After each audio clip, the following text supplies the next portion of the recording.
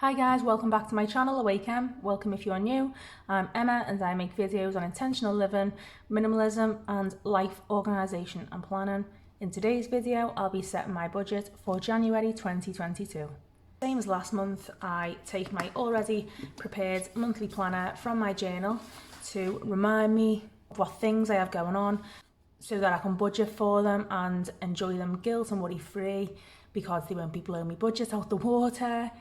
Unexpected things can happen, of course, but if I can't afford those things by raising extra funds or moving money reasonably between envelopes, I'll simply be saying no thank you and I won't be attending these things going forward. So best to get any invitations for Emma in early, please guys. So let's see, key events this month include a lunch date with my best friend one day this week because we haven't had a chance to see each other all over Christmas. One of my relationship goals is to spend more one-to-one time with those closest to me, so it's really important that this happens. Benny's grooming is happening next week, and then in week 3 the main event is my birthday. Although honestly it's on a Tuesday, I'm not going to be doing too much. I might go bowling with my boyfriend during the day whilst the kids are in school for some quality time with him. He's already said he's paying, and then I'll have a nice dinner at home in the night with my girls and some family. In the past I've celebrated birthdays by going out for a meal, but I can't afford this cost and I can't afford the extra calories, to be honest, after what I've ate over Christmas. Then after that, it's looking like a pretty quiet month, which is fine by me after a busy December. So now I'll flip to my January budget sheet and begin to fill this out. Month of January 22. Income, I was paid on the 28th of December. And my salary is the same, 3,100. Some of that is child maintenance for my oldest daughter from my dad. I don't have any extra income, so my total is 3,100. This is to cover 4 weeks of expenses from Monday the 3rd of January, which is today, to Sunday the 30th. Fixed expenses, I'll fill these out quickly. Slightly changed, I've lost one, my mobile phone contract, which has now ended, saving me £35 a month, but instead I now have a SIM only deal for myself and Lydia as part of my existing BT broadband package, so just one direct debit there instead of 2. The BT bill will increase by £25 a month overall, so I'm about £10 better off, but I am adding a fixed expense named Lydia, my 15-year-old daughter, who now has a bank account. So instead of giving her cash for pocket money, which I've decided to increase slightly on last month, and for bus fare and school lunch money, I'll be transferring her a fixed amount of £120 a month for her to manage herself. I know it's risky, but she does have to start somewhere. She plans to get a part-time job when she leaves school in the summer, so getting to grips with budgeting needs to happen sooner rather than later. And if I'm honest, I wish I'd encouraged this sooner, and will definitely be doing that with my youngest daughter Bella, who's nearly 10, probably when she starts high school at age 11. The other direct debits and amounts all remain the same as last month, so I'll grab my calculator and add these up. Equals 1390. Just to keep things rounded and as a bit of a safety net, I'm going to leave a £10 buffer in the bank, meaning that my total fixed expenses are £1,400. From my income of 3,100, take away 1,400, I'm left with £1,700. Cash expenses, starting with groceries. I'm budgeting £100 a week, so £400 for the month. I got through Christmas on £430, so this should be fine. Diesel, I absolutely do need £70 a week. I spent more last month, but won't be going on the same long journeys this month. Just work, school runs and shopping mainly. So £280 for the 4 weeks. Eating out. I'm reducing my calorie intake this month as part of my goal to lose weight this year, so eating out won't really help with that goal. However, I still want to treat the kids and I've planned to meet my best friend for lunch, so I'm going to budget £80 again this month. I went over last month, but that was due to Christmas get-togethers really. I did have a school envelope, but Lydia now gets a school money transferred to her, as I said before, and Bella doesn't need any school money because she takes a packed lunch to school. If any trips or one-offs come up, I'll take money from somewhere else, like miscellaneous, for example. So I'm taking the envelope for this out of my folder for now at least. Pocket money. Again, Lydia has hers transferred to a new bank account, but I'll stuff £20 for the month for Bella. Car cleaning. I'm sticking with £30, which gets me 2 £15 ballets. As you know, I like to get outdoors with the kids. I like a clean car, but don't have time to spend cleaning to keep it that way. Windows. Same as last month, £10. So I'll add these up. Equals £8.20. From the £1,700 that I have left over, I'll take away this £8.20 and that leaves me with £8.80. And here is where I can get excited now. Sinking funds, what are these? So to me, the things that I have to save for, because inevitably they will have to be paid for, like Christmas and birthdays, which took nearly all of my spare cash up in December because I hadn't budgeted for them all year. So in 2022, I'm going to do just that. I'm going to put money away for these things to try to prevent any month from becoming a stressful budget blower. My first sinking fund is days out. I'm planning on having a quiet month, as you've seen from my calendar. I've got a National Trust Pass, which was bought for me and the girls last year. This will need renewing soon, but it's well worth the money at just over £100. I'm thinking about £120 for a family. So with my birthday coming up, I'll use any birthday money for this. We've been to protected beaches, castles, woodland walks, country estates, and each of those visits can easily set you back £50 a family. So the National Trust Passes are a bargain to me. And I couldn't see my life without them now, especially having a dog because he can come almost everywhere with us. I'm still budgeting £100 for days out.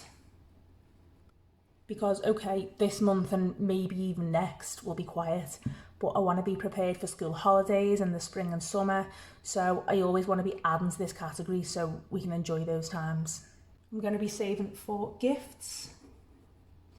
Gifts for birthdays, Valentine's, Easter, Mother's and Father's Day, teacher gifts, and £80, which might seem quite high, is what I've worked out I'll actually need to save based on what I like to spend on family and friends and going right through my calendar for the year.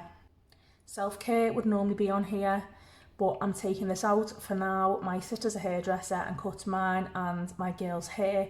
She doesn't take any money, so I just do something nice for her or the kids to pay her back. I wax and tint my own eyebrows and I buy cosmetics or toiletries with my grocery budget. And I just don't want the hassle or expense of having my nails done. I'll say no more. I'm just filing them and using a clear strengthen and polish myself. Health. To be prepared for things like dental care or prescriptions, I'm putting away £50 this month. Clothing. This month, neither I or the kids need any clothing. We've all had new bits for Christmas, including nightwear and underwear, which is good, but eventually they more than me, because I have a very minimal wardrobe and wear a uniform for work, will need things replacing as they get worn or they grow. I'm hoping Lydia's nearly done growing, as she's over 5'10" at almost 16, but Bella, who's nearly 10, seems to be shooting up. I've just decluttered a wardrobe and things that fitted her last month are now up her legs and arms. So to make sure I can keep up with her growing, I'm putting away £100 in clothing. This will cover school uniform too. With Lydia leaving school in the summer, I only need to buy Bella's, which is going to be a bit of a relief. Benny, my dog, well, he's a puppy really. I'm putting away £50. He's getting groomed at a cost of £25. I think I've got a 10% discount voucher code though, and the rest will go towards any routine vaccinations and treatments. Holidays. I can't put anything in here just yet. If we get on a camping trip or go on a couple of weekend breaks, I'll be happy. But I have other things to save for first, so nothing for holidays. Christmas. Again, I've worked out that based on what I like to spend on people for gifts, the cost of all things Christmas, including special events, socialising, clothes, extra food, you name it, I need to be saving around £150 a month from January to October. I say October because I literally want to be bought up and wrapped weeks before, so I can just sit and enjoy the build up to Christmas without dashing about like I did Christmas just gone. Miscellaneous. It was really handy to have some money in this category last month. I used it to buy little things for the house like candles or to top up other categories, and I'm putting away £50 here. Emergency fund. Now, I literally have no lines of credit, insurance policies, assets, or a backup plan for financial emergencies. And so anything like an essential car repair or appliance breaking down could end up wiping out my savings in these other areas. And I'll have to find the money for these sinking funds again, and I don't want that. Having an emergency fund is actually more important to me than saving for any of these funds right now.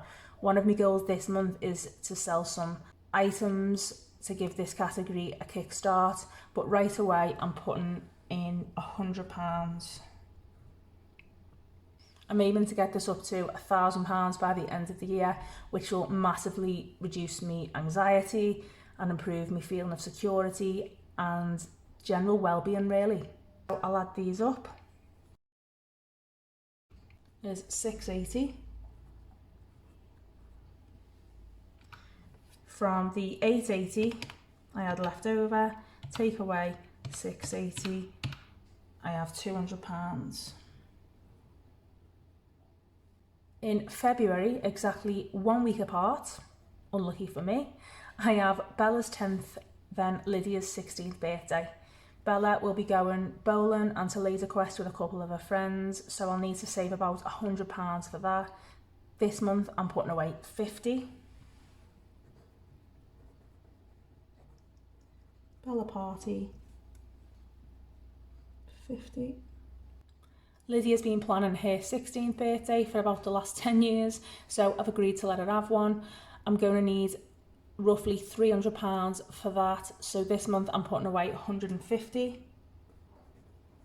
Lydia party.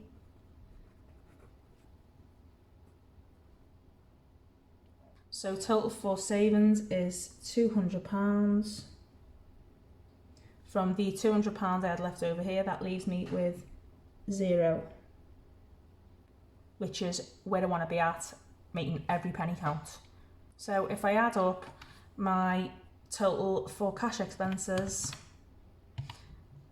plus my total for sinking funds plus my total for savings, I need to withdraw £1,700, as I said earlier, during the course of January. Just like last month, I don't want to be holding all of that cash in the house, so I'm going to be making 4 separate cash withdrawals, 1 per week. In week 1, I'll need to withdraw £1,130 for 1 week's grocery shopping, 1 week's diesel, 1 week's eating out, Bella's pocket money, as well as the rest of my cash expenses and all of my sinking funds and savings funds. I'll then withdraw £190 a week. for the following 3 weeks for groceries, diesel and eating out. So I'll add these up. 1130, add 190, add 190, add 190. Yep, total £1,700 in withdrawals. My first cash stuffing for January 2022 of 1130 will be uploaded tomorrow. I did plan on putting it up for you guys today, but didn't realise until I got to the bank that it was bank holiday. And obviously I've got quite a bit to take out. I can't take it all out of the cash machine. I'm really excited about this cash stuffing video, so make sure you don't miss that. I do review my monthly budget using this sheet here that I made just so I can keep track of my habits and inform planning for the next month. So I'll just update this ready with the month, income and the budgeted amounts. Fixed 1400, cash 820, sinking funds 680 and savings 200, total 3100. I'll go through this with you guys again at the end of January. I hope you've enjoyed this budgeting video and found it helpful and insightful. Let me know by giving me a like or by sharing your thoughts in the comments. Hit the bell and subscribe button for more content like this and on planning and intentional living. Thanks for watching guys. Bye for now.